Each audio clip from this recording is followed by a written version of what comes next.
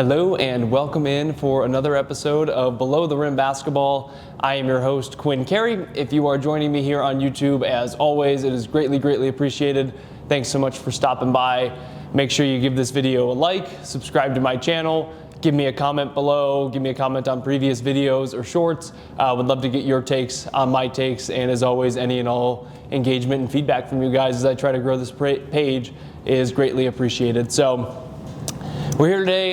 We've been talking a ton of NBA playoffs over the last couple weeks, and we're going to touch on a couple things at the end of the show. Going into the weekend, we'll give you our top picks in the NBA. But where I really want to focus the majority of the show, as I told you guys on Wednesday, is on our WNBA. The 2026 WNBA season tips off tonight. We've got 3 great games that we're going to just touch on real briefly here. I'm going to give you guys some predictions here, 10 WNBA predictions. I'm going to give you my top 10 teams, not necessarily in any order, but I'm going to give you my top 10 teams and the 8 that I think are going to make the playoffs, with a couple surprises, both that are getting in and a couple surprises that I think are going to get left out of the playoff field this year in the WNBA. So we'll get into all of that here. And again, we're starting our WNBA season tonight. This is Below the Rim Basketball. I am Quinn Carey. Thanks so much for being here on YouTube. It's at Quinn Carey Talks on YouTube, at Quinn Carey Talks on TikTok. So much appreciate any engagement we can get here. So we'll get into it. Our 3 games tonight for the WNBA season. We have the Washington Mystics, who I'm super excited about. We'll touch on a little later in the show, going to Toronto to play the Toronto Tempo, our new expansion team up there in Canada, and going to be the first game, WNBA game played up there in Toronto. So going to be super exciting. We'll get Kiki Rice versus Lauren Betts and Angela Duglicic, our UCLA draft picks, all in the top 10 there in the first round. And then our second game is the Sun at the Liberty. Going to talk a lot about the Liberty here in our next segment. And then we finish up with the Valkyries at Seattle, which is a juicy one because you get Gabby Williams going to the Valkyries here and Golden State. Longtime Seattle player, was a great Seattle player, all-star over there in the Pacific Northwest. So she gets her opening season game for the Valkyries, first game there in Golden State. She gets to go to a very familiar place up there at the Climate Pledge Arena in Seattle and face off against her old team. So super exciting night. We got a lot of great games this weekend, including Dallas Wings versus the Indiana Fever tomorrow on Saturday. So we'll get our first Paige Beckers, or not our first, but first Paige Beckers, Caitlin Clark matchup of this season. So super excited about that. Get to see AZ Fudd in action for the Wings. Get to see how the Indiana Fever look. See what their championship aspirations maybe are going to be this year. So super exciting for the WNBA season. Can't wait to watch all these women. And let's do a little bit of a breakdown. We're going to give you our top 10 teams here in a little bit. And we're going to start, though, with, is anyone going to be able to take down the Las Vegas Aces? That is really kind of the question. Obviously, we saw the New York Liberty get it done, win a championship there in 2024. But you've had your Las Vegas Aces and Asia Wilson win 3 out of the last 4, including 2022, 2023, and last year in 2025. The 2 favorites going into the year to win it are, no surprise, you have the New York Liberty being at the top of that list. They are the top favorite to win the NBA championship. And then you have the Las Vegas Aces there as a kind of a close second in terms of the shortest odds as to who's going to win this according to Vegas. It is a little chalky, but I'm just going to come right out and say that I do have the New York Liberty winning the WNBA championship this season. I think they're going to get back to the WNBA finals, probably in a matchup against the Aces. And I think this year they're going to have the ammo and the firepower and a motivated Breanna Stewart, and are going to be able to capture their second title in the last 3 years. So I have that. That is my prediction. Obviously, you have Breanna Stewart there, still retaining Sabrina Ionescu, Jonquel Jones, the key kind of nucleus there, and then bringing in leading scorer from the Phoenix Mercury, Satu Sabally, pairing her back up with Sabrina Ionescu, teammates at Oregon. So I think she is going to be a great fit, going to give them even more depth at that forward position. So I think the New York Liberty have kept that core intact. And then I think that addition of Sabally is going to be a huge addition and going to make all the difference for them. And then I also think you're going to have a super motivated Breanna Stewart. Going through the numbers yesterday, finished tied 9th in MVP voting. There was like 6 or 7 players tied for 9th. You know that Stewie's going to see that as an insult. Finished 2nd in Defensive Player of the Year voting last season. So I just think you're going to have a super motivated Breanna Stewart. Hint, hint, could be my early look at MVP pick, as we'll talk about here later in the show. But I think she's going to be super motivated with the addition of Sabally, Sabrina Ionescu just getting another year better, another year under control running that offense, and obviously Jonquel Jones and all that she brings with her veteran leadership. So New York Liberty are my pick to win the WNBA Championship this season, but obviously the Las Vegas Aces are very much capable of doing it again, winning a fourth in 5 years. And I absolutely think A'ja Wilson's going to be right up there in the MVP running, as she always is. You also, for the Aces, have Jackie Young returning. They re-signed her. You still have Chelsea Gray, Jewel Lloyd, Becky Hammond running the show as the head coach there. So they are going to be obviously a tough out. There are no guarantees. And I would not be shocked at all if we are just on a collision course to a Liberty versus Aces WNBA Finals yet again. So that would be what I'm kind of rooting for. I think that would be our best matchup. And I think that would be really cool to see a Stewie versus A'ja Wilson Finals here this year, and would just love to see kind of the depth and the rosters of both those teams going at it. I think that would be an absolute chess match if we are able to get that in the finals. So we have that. And then, so again, you have the New York Liberty are your favorite to win the WNBA Championship. Las Vegas Aces are right there, a close second. And then the third shortest odds to win the championship are the Indiana Fever. So the question kind of is, and I'm sure a lot of fans are wondering, can Caitlin Clark lead the Indiana Fever to the WNBA Finals? She came out this week in press leading up to the start of our season here tonight, and she says that winning a championship is her main goal right now. That's all that she's focused on. And I think that is awesome. I love Caitlin Clark. I think she obviously is one of the best players in the league. I think she's going to make a big jump this season.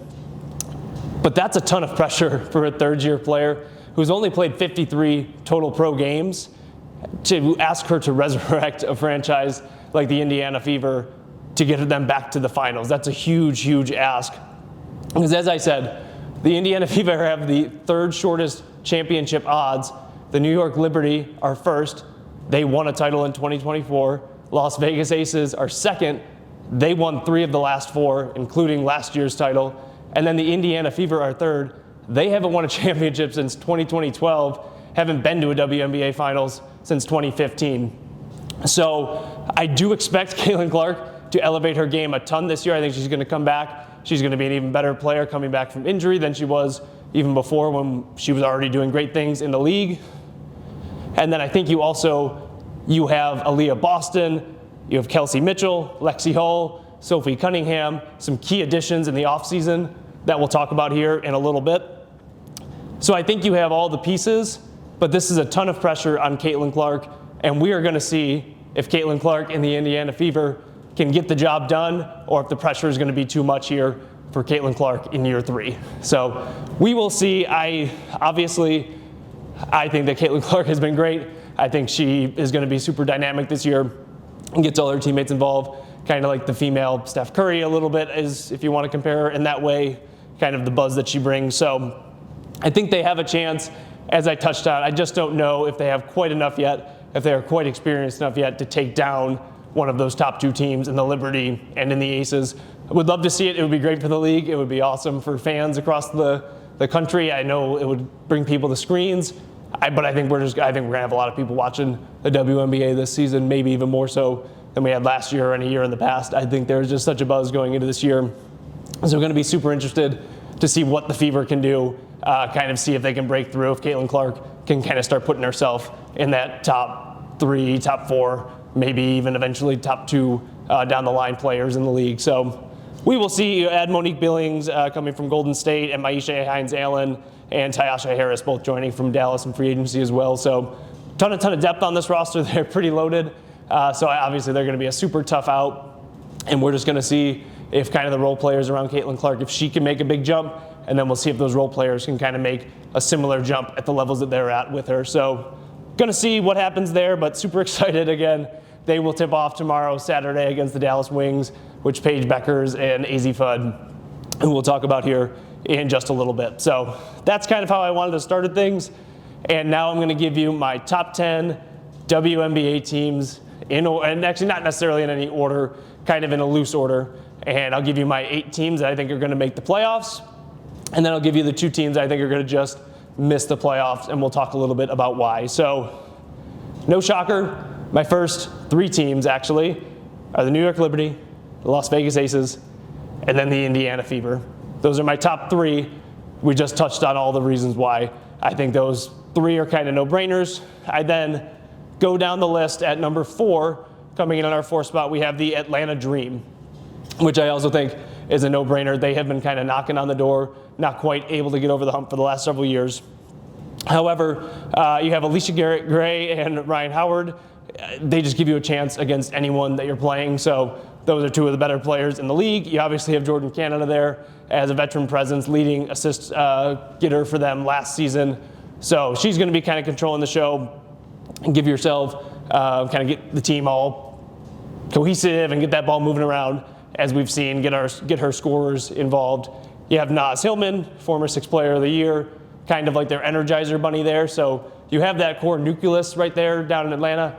And then you add Angel Reese, who I know there is mixed feelings on Angel Reese on and off the court, but definitely as her play has been, it's been a little up and down with her, but I think that this is a perfect situation going to Atlanta. She's back in the South, obviously went to LSU, not quite down there in Louisiana where she's at now in Atlanta, but kind of back down in that same region, which I think will be good for her, kind of just have that comfortability. And then I think this team is perfect because they're pretty loaded offensively already, and so she has no pressure on her to have to go and carry a big offensive load. She can focus on her defensive side. She can focus on her rebounding, blocking shots, being a help defender, all of those things that she does really, really well. And then she can be a complementary piece on offense. Let the game come to her, let her offense come to her, let her teammates, let Jordan Canada find her for easy layups and things like that to get her going. So I think this is going to be the perfect spot for Angel Reese. I think we are going to see her blossom down there in Atlanta, and they're going to be a super tough out. They have been kind of knocking on the door for the last several years in the WNBA. I have them as my 4th team in the playoffs and would not be shocked at all if you saw this Atlanta Dream team start to gel towards the end of the year with the new pieces and make a little run and make some noise in the WNBA playoffs. So I have them as my 4 seed, and as I look at my notes, the next 2 kind of get out of order, but it doesn't matter too much. So again, we have New York Liberty, Las Vegas Aces, Indiana Fever, the Atlanta Dream, and then my 5 seed, I have the Los Angeles Sparks. I have them getting back to the playoffs. I think that if you are somebody that likes to put in a little bit of action before the season, some long shot bets, they are plus 1,400 to win the WNBA title. And I might take a little nibble of that because I really, really like this Los Angeles Spark team coming into the 2026 season. You obviously bring back Kelsey Plum, your leading scorer, your veteran presence, kind of your big star. You also bring back De'Erica Hamby, who's 3-time All-Star, gave you 18.5 and 8 rebounds a game last season in 2025. So De'Erica Hamby is a huge addition to have coming back. Obviously, you then have Nneka Nwumeke re-signing, still staying there, and then Erica Wheeler both returning, which are obviously huge, huge, huge. Keep that core nucleus, like we've talked about with some of these top teams, keep that core nucleus intact. And then obviously you have Cameron Brink coming back, not obviously, but she is coming back from her ACL tear back in June of 2024. So we haven't seen her on the WNBA court in almost 2 summers now. So we'll have Cameron Brink coming back. You add that defensive anchor to an already pretty loaded roster core. And then the Sparks went and traded for Ariel Atkins, All-Star, and just an awesome, awesome dynamic player that's going to give them another gear, another athletic, shifty guard and scorer and playmaker out there. So all of that combined, Los Angeles Sparks, I might actually have them too low on this list, having them 5. I may even have them jumping the Atlanta Dream in my, if they can get things gelling and get Cameron Brink kind of in the mix, get her back playing to around the level that they were hoping for by this time in her career in year 3. But I think the LA Sparks are just going to be a handful. You also have players like Ray Bonnell coming back, who's had a career year last year in one of those role positions. She will be back, and I just think the LA Sparks are going to be super, super exciting. So that is our 5 seed. And then going down the list, and again, folks, the WNBA playoffs is super, super tough. It is a league, because of the amount of teams that are in there, the talent pool is super, super high on these teams. It is really, really hard to make a WNBA roster. We see it every year. The Valkyries just traded away their pick. That was the rights to Flau J. Johnson, draft Marta Suarez there at the start of the second round. And Marta Suarez was just cut from the roster along with Kate Martin, which as a fan was a sad one to see. Would not be shocked to see if she ended up in Indiana with her former teammate Caitlin Clark, if they could make that work money-wise. But so again, it's just super, super hard to get into the WNBA playoffs.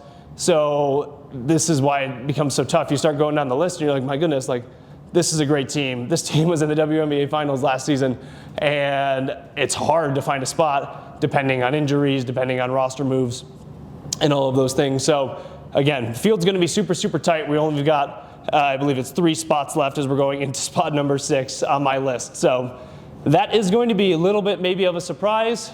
If you've listened to the show, probably not quite as much of a surprise. But I've got my 6th team getting in. The 6th seed is going to be the Dallas Wings. Big turnaround. Paige Beckers, AZ Fudd, Arike Agumake, I think is going to be one of the best backcourts in the league, if not the best backcourt in the league. That is just a ton of offensive versatility, a ton of scoring prowess, and then I think Arike being kind of a veteran mentor. Obviously, she's been there with Paige for a whole year now, but also to AZ Fudd, maybe more importantly so, to AZ Fudd as she gets her feet wet in the WNBA and kind of figures things out and gets going. I think they have a chance to take a little while to get going. I think this could be more of a second half of the season type of team. That's why, if shocker, or spoiler I should say for later, I would take the Fever -6.5 in tomorrow's season opener. This team is super young. They bring in a ton of new pieces. So they're bringing in, as we've talked about in the show, Alana Smith, Defensive Player of the Year, co-Defensive Player of the Year last season coming from Minnesota. And then you also have, which I think is going to be a big add, you have Maddie Siegrist coming back. She missed most of the last portion of last season due to injury, so she is going to be coming back, which is great. And then you have Isaiah James, combo guard from NC State, pick in 2025. She showed a lot of flashes last season here and in the preseason. So I think you have a little bit more depth. They're super, super young. So as I said, I think that's going to take some time for them to gel. But once they get rolling, come maybe mid-June, I think you could see this team start to take off. And I think they might kind of sneak their way in towards the end of the season. But I have the Dallas Wings making the WNBA playoffs. So I have already mentioned that before in a previous episode. And I have them getting in as my 6th seed. And now the 7, 8, it's really hard because my 9 and 10 are 2 teams that I really like, have been really successful in these past couple years. But I have 2 teams dropping out, missing the playoffs. And at my 7 seed, sneaking in, I have the Golden State Valkyries making it in back-to-back seasons. I am a fan of the Valkyries, so I am a little biased here, will not lie. However, I think Natalie Nakase just coaches her butt off, and she just has that group always ready to go. Just super, super well coached, super smart team, and have a ton of depth. You're returning your all-star forward in Kayla Thornton, and then you also bring back that kind of versatile backcourt. It was kind of like 1A, 1B, and 1C with kind of this combo, as you had both Veronica Burton and Tiffany Hayes there in Golden State last season, both returning. As we talked about, they are cutting their Marta Suarez, their draft pick from this season, also cutting Kate Martin, who was a great kind of find in the rough 2 years ago and has been a great rotational player for them coming over from the Aces in the expansion draft. And so you have all of those pieces returning. You have that exciting second-year player, Janelle Salone, I believe is how you say her last name. She is coming back, and she was super, super versatile, showed a lot of growth at the end of last season. I'm super excited about her to see kind of what jump she can make. And then the biggest addition is that you have Gabby Williams coming down from Seattle, as I touched on at the top of the show. They return to Seattle tonight for the season opener. But Gabby Williams is going to give them, just make this defense a nasty, nasty defensive line. And it's going to be really hard to score on the Valkyries. Brings that veteran presence who can give you a good 14 to 17 a game on the offensive end, in addition to all the other offensive players you have right now. I think this is going to be one of the tougher teams to play against. Going into Golden State this season is going to be really, really hard. Those fans get rocking there at the Chase Center, and you are going to be going into a torture chamber of defense. So I think the Valkyries have a really, really strong chance of making the playoffs. I'm going to be rooting for it. I love watching them, and I have them getting in as my 7 seed back-to-back years to start their franchise history. Getting in the playoffs is what I'm predicting here. So we have that. No Minnesota Lynx yet, no Phoenix Mercury. We'll get to both. But my 8 seed in the WNBA playoffs, my biggest upset pick and my biggest long shot at a plus 235 to make the playoffs, I have the Washington Mystics. Probably a shocker. This one's bit of a long shot. Not sure how things are going to play out. They are incredibly, incredibly young. We've talked about a couple rosters as we've gone through this that are really young and inexperienced. This is probably the most inexperienced team in the league at this point. But I thought that they showed some signs last year, not necessarily in the win-loss column, but in their rookies and young paces and in their depth. You had Kiki Iriafen and Sonia Citron were just 2 of the best rookies. Both would have potentially been it, and Kiki Iriafen probably would have won Rookie of the Year if it wasn't for Paige Beckers being kind of a generational type player there in Dallas. And so you have those 2 returning, another year older, more experience under their belt. And they already looked like a veteran duo last season as rookies. And now you're adding Lauren Betts and Angela Dugicic, along with Coty McMahon out of Ohio State and formerly Ole Miss. This year in the draft, all first-round picks, Dugicic and Lauren Betts, obviously coming out of UCLA, who we saw just win the championship. And I think Betts is going to give them a game changer with her size, her defensive ability. I think that's going to unlock some things for Kiki Iriafen even more. I think she's going to have more space to operate. Similar to Angel Reese that I said earlier, because of those 2 rookies and Iriafen and Citron, I think that Betts is just going to have an opportunity to focus on her defense, score when she gets the opportunity, score off dump-offs, score on putbacks, score on easy ones that she doesn't have to force, let the defensive part be the main thing she focuses on. And then she can really blossom, and I think she's going to be able to anchor this team and provide a huge, huge spark and give them a major, major jump to vault them from where they were at the end of last season. So really, really like the Washington Mystics. I liked them a lot last year, like them even more this year. You also have Georgia Amore returning from injury, the former Kentucky, longtime Virginia Tech guard that is super exciting, a dynamic scorer and playmaker. She's going to be returning, which I think is huge because one of the main questions is going to be their guard play, ball handling, how they can handle that. I think they have a lot of forward depth there in Washington, but the questions are on the guard position. So if Georgia Amore, Sonia Citron can kind of handle that pressure from other teams, we'll see who else can step up in that rotation. I think the Washington Mystics are going to always be a tough out this season. I think they're going to be competing their butts off, playing super hard every single night. And I have the Washington Mystics sneaking in as my last WNBA playoff team. So obviously that leaves out the Minnesota Lynx. As I said, I have them falling to my number 9 spot.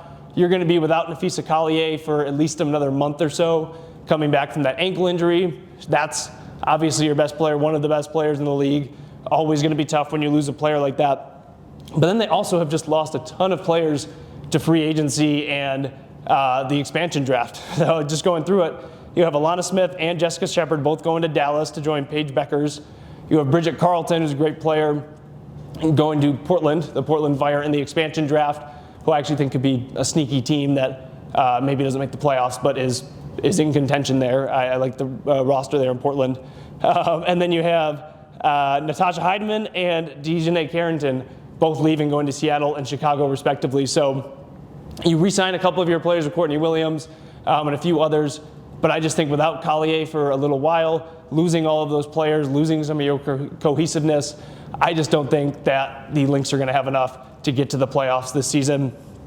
And then my 10 seed is our Phoenix Mercury, who were in the WNBA Finals last season, got swept by the Las Vegas Aces, a 4-0 sweep. They lose their leading scorer in Satu Sabally, going to the New York Liberty, part of the reason why I love the Liberty this season. You do retain Alyssa Thompson and Kalia Cooper, but I just think we've seen in the past teams that make the finals and lose, particularly in a sweep and in one of those kind of like bludgeoning fashions. It's really hard to get back there the following year, particularly losing the players that they've lost. I think it's going to be really hard to even get back to the playoffs this season for Phoenix. So I have the Lynx and the Mercury both missing the playoffs, and that is kind of our WNBA top 10, as I'm going to call it, my top 10 teams, my playoff predictions. We will talk about the rest of the league and all these other teams as the season gets going and as we get some news.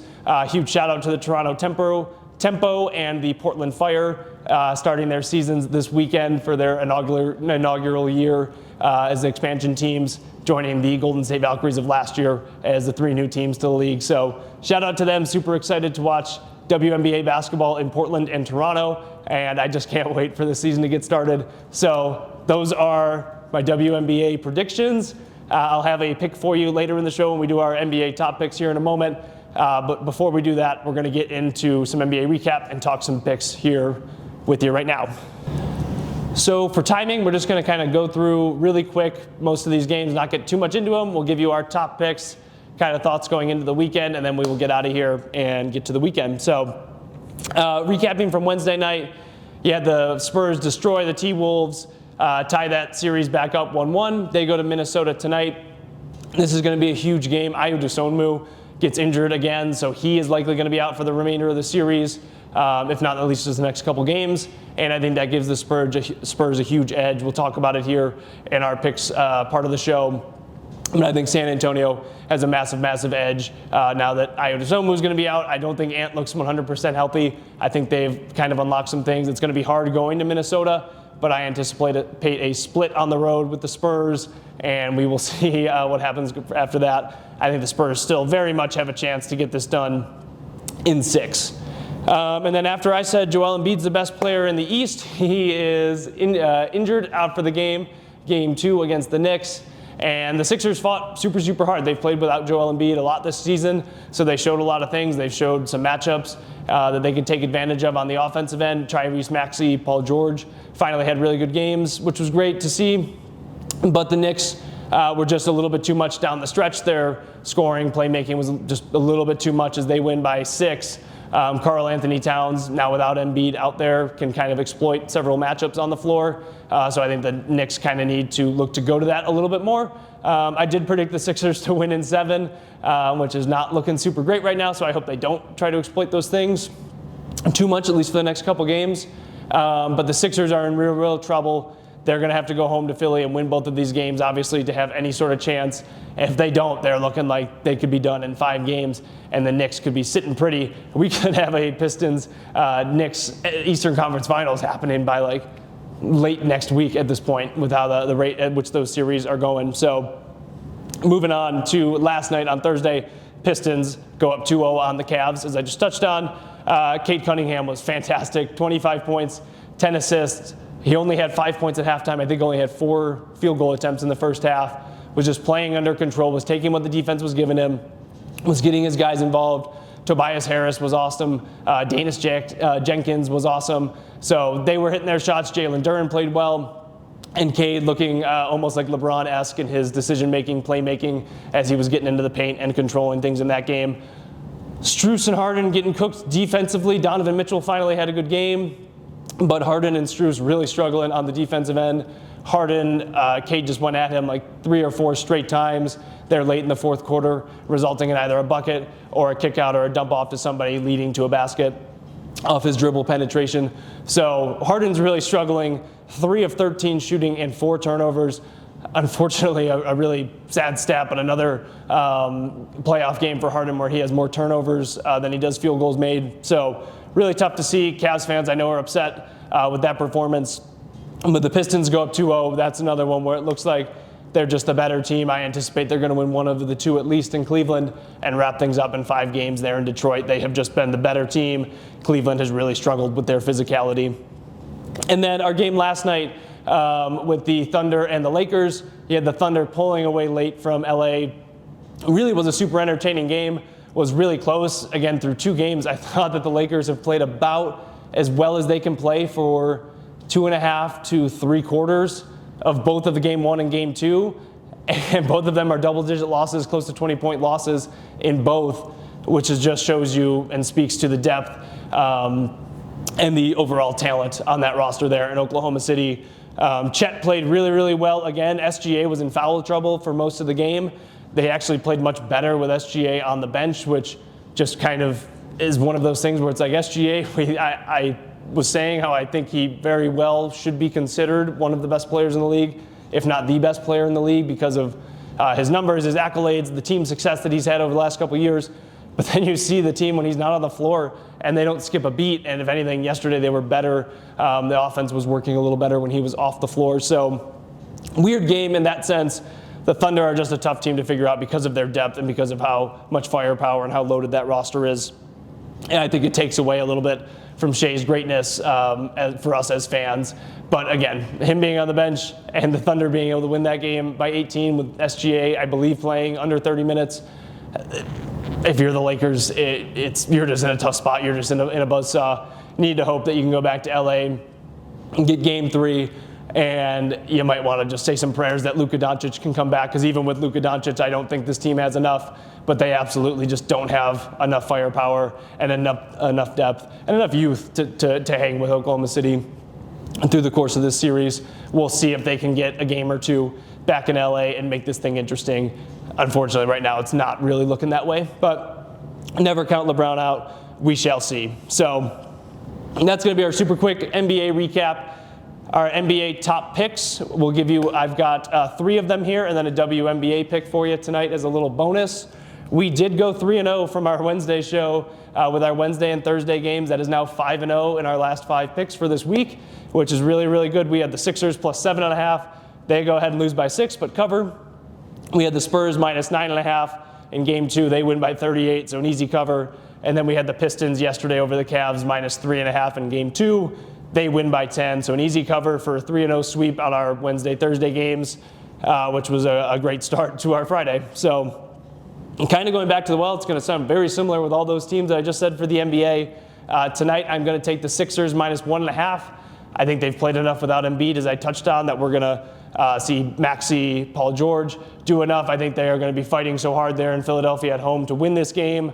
For pride, to keep the series obviously close enough to come back and win and give yourself any sort of chance. So I think the Sixers are going to fight like heck tonight, and maybe more so than anything because I took Sixers in 7. I'm sticking with it, and I think the Sixers are going to get one, make the series a little interesting. Everyone just thinks that the Knicks are just going to cruise and boat race them and go like a hot knife through butter, which right now they very much have. But I think this is where the Sixers are going to give them a punch back and make this a little bit of a series. At least make game 4 be the one that has to be the pivotal deciding game. So I got the Sixers minus 1.5. Later tonight, I've got the Spurs minus 4.5, as I touched on. I didn't think Anthony Edwards looked perfectly healthy. Well, the Wolves did not need game 2 after winning game 1. They got the split that they were looking for. So I think they were a little checked out mentally. I just think that the injuries are starting to catch up to the Wolves. The lack of guys on the roster are starting to catch up to the Wolves. Ant's injuries are starting to catch up, it feels like, and he doesn't look like he's 100%. And then you had Wemby getting to play under 30 minutes in game 2 because of the score and the blowout there in the second half. So he's going to be rested and fresh. We already saw him play better in game 2. The Minnesota crowd makes it really, really tough, so I expect this one to be close. But I think the Spurs are going to have enough to go on the road, get a win, and if you can have a little cushion there late, make some free throws, I think they will cover that 4.5 number on the road in Minnesota. And then tomorrow, Saturday, I'm going back to my Pistons. Just going to keep taking them until they don't hit for me. Going to go with the Pistons plus 3.5. They're getting 3.5. I know we're going to Cleveland. We'll see. I might be overreacting from 2 home games for Detroit.